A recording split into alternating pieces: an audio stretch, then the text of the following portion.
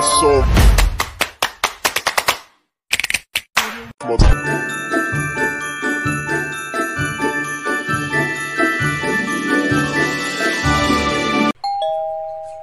Ganito usually yung ginagawa ko sa umaga. Sasaing muna ako kasi maaga yung break time ko sa morning. Kasi 6 a.m. yung aking shift sa work. Dito lang naman ako sa bahay. Kaya lahat ng mga dapat kong gawin, gagawin ko na dito sa bahay. Saing-saing lang muna, tapos magkakape. Kasi medyo sakit yung lalamunan ko. Dahil siguro sa ininom ko kagabi, yung ininom ko na fiber blend na juice. Sumakit yung lalamunan ko kasi uminom ko ng malamig na tubig. Ganun kasi ako kapag may inom ng malamig na tubig. Ang nangyayari sa akin is sumasakit yung lalamunan, kaya magkakape ako. Para medyo maigsan din. Para kailangan mainit na tubig. So yan, ang sinasaing ko is yung brown rice. Pagka brown rice yung sinasaing namin, meron siyang 30 minutes na ibababad bago mo siya isalang sa rice cooker. So, magsiset ako ng 30 minutes. So, meron ako ditong timer.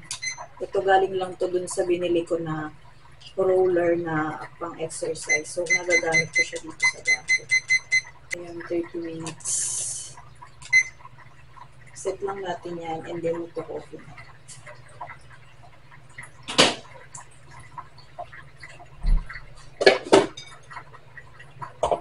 Salang na ako ng mainit na tubig. Tapos ito yung coffee na ginagamit ko.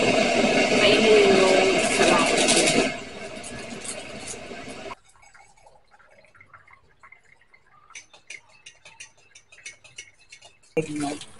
Ang aking almusal. So, babalik ako, guys, after, babalik ako siguro ng pag nagluto na ako ng aming lunch. See you!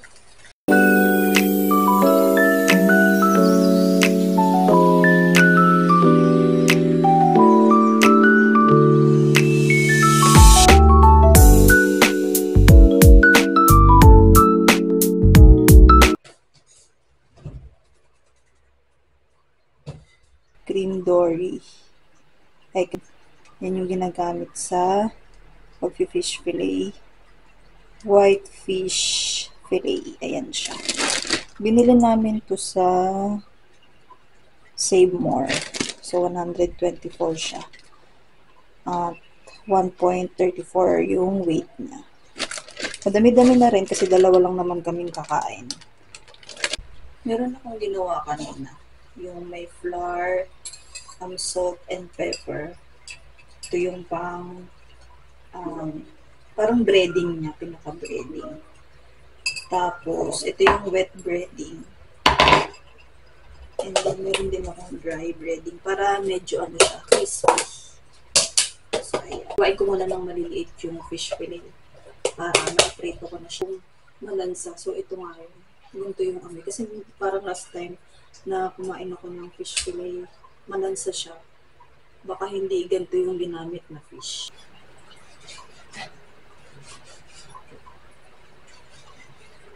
Hindi ko alam kung tama yung pagliliwa ko ng fish. Kung ito talaga kalaki.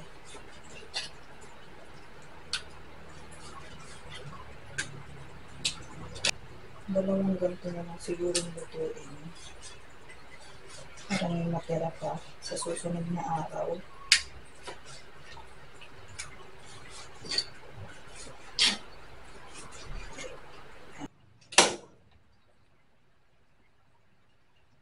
Diyan ako magpiprito. Ang ginamit lang naman dyan is yung fries, kaya malinis pa yan. So, ang gagawin ko, lalagay ko muna itong fish dito sa wet breading. Ayan, kamihin ko na lang. Tapos, tsaka ko ilalagay sa dry. Ayan.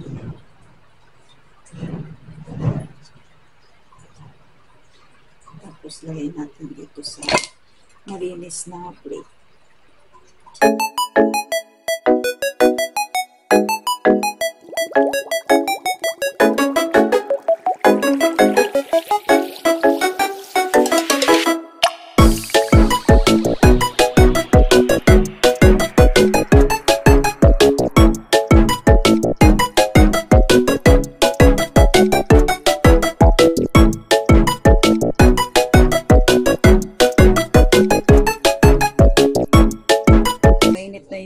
Kawali, lagay na natin. Fish fillet. Tama ba yung ginawa ko, Labs? Wet tapos ano muna? Dry. Wet tapos dry. Ano masarap? Hindi mo kasi yung apoy. Hinaan ko na lang.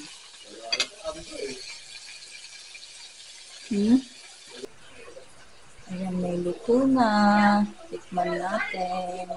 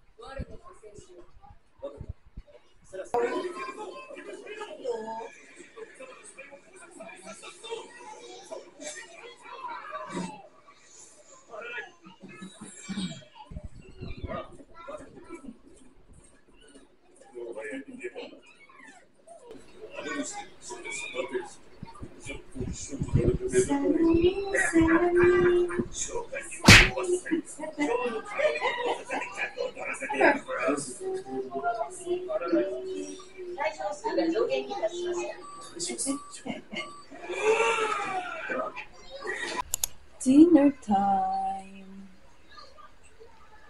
Gulay muna ako ngayon.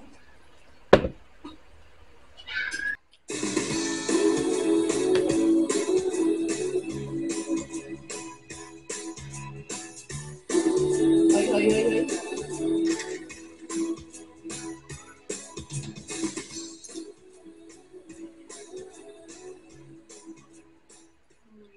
It is now past 12, so literal na December 4 na for the next Vlogmas.